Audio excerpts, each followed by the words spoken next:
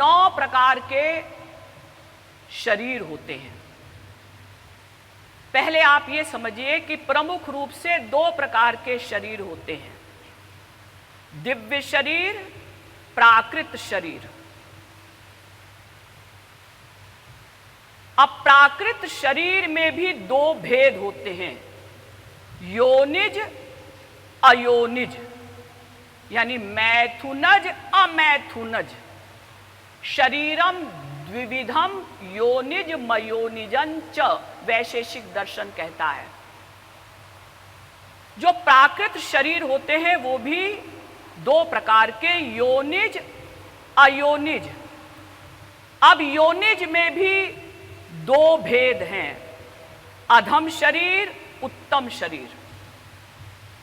अब पहला शरीर समझिए जो सबसे अधम है, प्राकृत शरीर में भी अधम शरीर। किसी कामी पुरुष से कामी स्त्री का संपर्क होने पर जो बच्चा पैदा होता है वो योनिज में भी अधम शरीर है। और ऐसे शरीर से आप वाकिफ हैं, ऐसे ही संसार में बच्चे होते हैं। अब योनिज में इससे ऊंचा शरीर, उत्तम शरीर, किसी ऊर्ध्वरेता ब्रह्मचारी का पूरे जीवन में किसी प्रसंगवश एक बार केवल स्त्री संपर्क हो जाने पर जो संतान होती है, ये भी योनिज है, लेकिन ये पहले की अपेक्षा बहुत उत्तम शरीर होता है। अब आप आइए अयोनिज शरीर, ये प्राकृत है लेकिन अयोनिज है। अभी तक मैंने आपको मैथुनज बताए, ये अमैथुनज तीसरा शरीर। कोई ऊर्ध्वरेता ब्रह्मचारी किसी स्त्री को छू ले और छूने मात्र से संतान हो जाए। अब छूने में भी 2 सेक्शन हैं। अगर वक्षस्थल से ऊपर के अंगों को छुआ है तो वो संतान उत्तम होगी, और वक्षस्थल से नीचे के अंगों को अगर छुआ है उसने, पैर इत्यादि को, तो वो संतान उसकी अपेक्षा कुछ निम्न होगी। सृष्टि के प्रारंभ में भी जो हम लोग भगवान से उत्पन्न हुए हैं उसमें यही क्रम रखा गया है। ब्राह्मणो से मुखमासीत् बाहुराजन्यः कृतः ऊरू तदस्य यद्वैश्यः पद्भ्याग्वं शूद्रो अजायत। पुरुष सूक्त। भगवान के मुख से ब्राह्मण उत्पन्न हुए, भगवान के बाहों से क्षत्रिय उत्पन्न हुए। देखिए मुंह से नीचे होती है ना बाहें, इसलिए ब्राह्मणों से नीचे क्षत्रिय माने गए। भगवान की जंघाओं से वैश्य उत्पन्न हुए, इसलिए वो और निम्न माने गए। और भगवान के चरणों से शूद्र उत्पन्न हुए।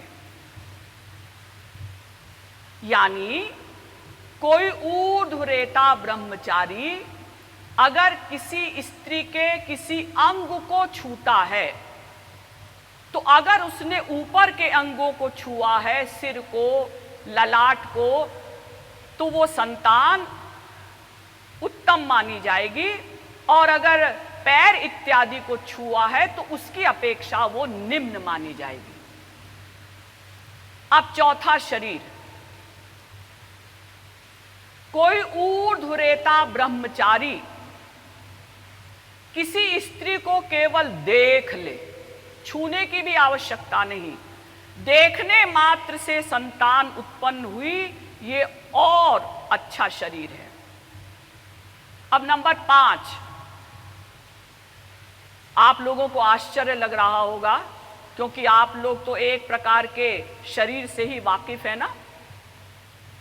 तो 5वां, कोई योगी अगर हिमालय पर भी बैठा हुआ है और उसने किसी स्त्री का चिंतन किया, संकल्प किया कि उस स्त्री से संतान हो जाए,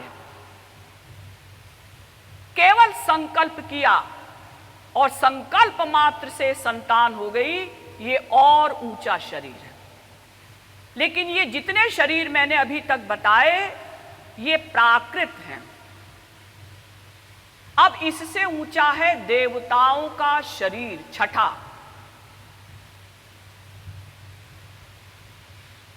अभी तक जितने शरीर बताए उसमें किसी स्त्री की आवश्यकता पड़ती है, लेकिन देवताओं के शरीर में स्त्री की आवश्यकता नहीं पड़ती। ना छूना है, ना देखना है, ना संकल्प करना है। तो देवताओं का शरीर तेजस होता है, एक प्रकार से दिव्य होता है। नकली दिव्य है, असली दिव्य नहीं है, क्योंकि ये भी माइक शरीर है। लेकिन देवताओं के शरीर में बड़ी बड़ी बातें होती हैं। देवताओं का शरीर पृथ्वी से ऊपर रहता है, चाहे 1 फुट ऊपर ही रहे। उनकी आंखों की पलकें नहीं भजती, उनके शरीर से किसी भी प्रकार की गंदगी नहीं निकलती, उनको बुढ़ापा, रोग इत्यादि नहीं आता। अब इससे भी ऊंचा शरीर है 7वां शरीर, योगियों का निर्वाण देह।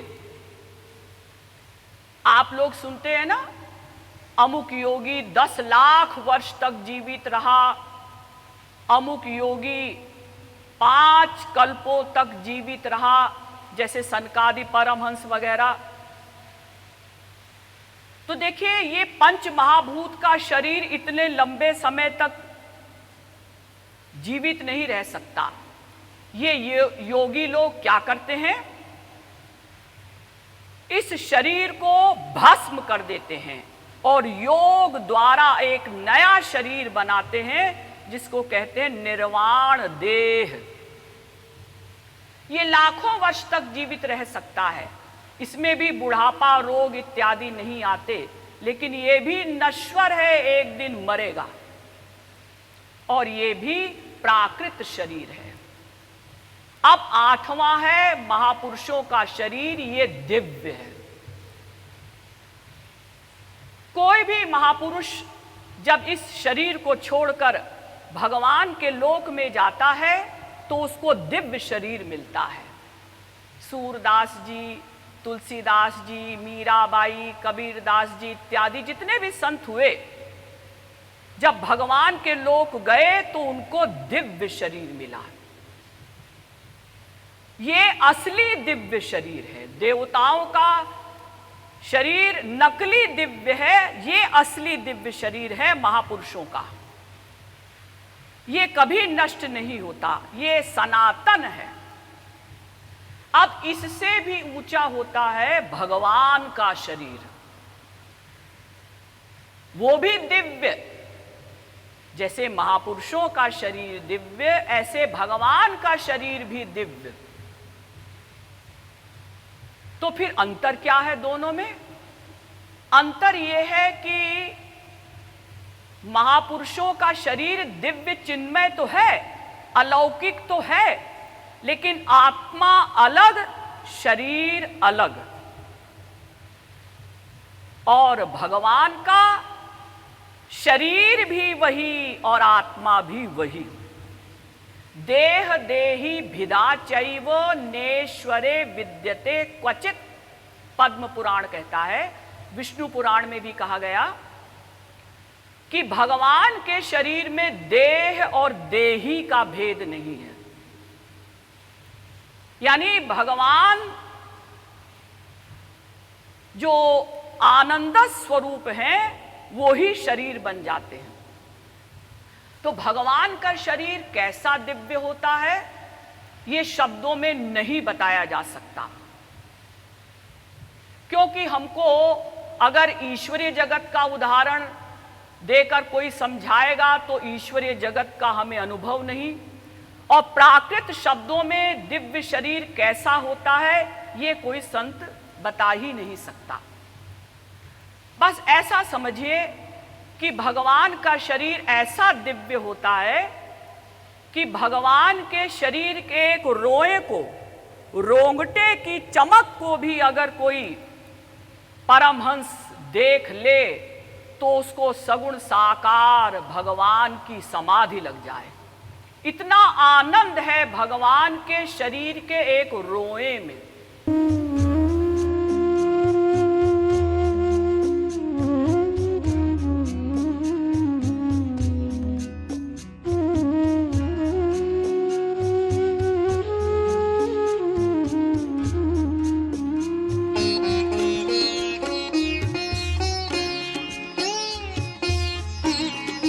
Oh